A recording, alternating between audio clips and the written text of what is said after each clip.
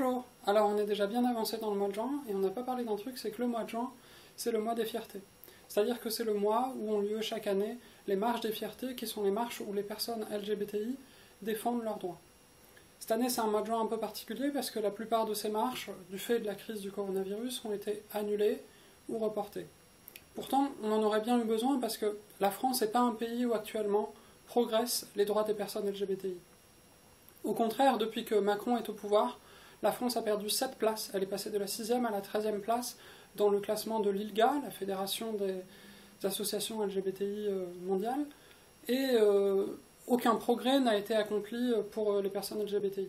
Les plans de lutte contre les discriminations n'ont pas été renouvelés, et une des principales promesses de campagne d'Emmanuel Macron, la PMA, la possibilité pour les femmes lesbiennes d'avoir des enfants, est sans cesse repoussée de mois en mois, laissant des centaines et des milliers de femmes dans l'attente sans certitude sur l'avenir.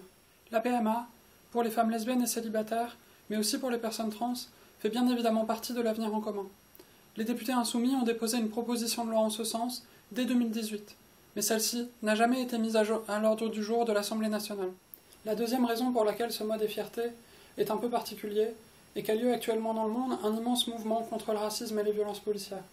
Et il ne faut pas oublier que l'origine du mois des fiertés et des marches des fiertés, ce sont les émeutes de Stonewall en 1969, qui étaient aussi un mouvement de lutte contre les violences policières qui s'exerçait contre les personnes LGBTI.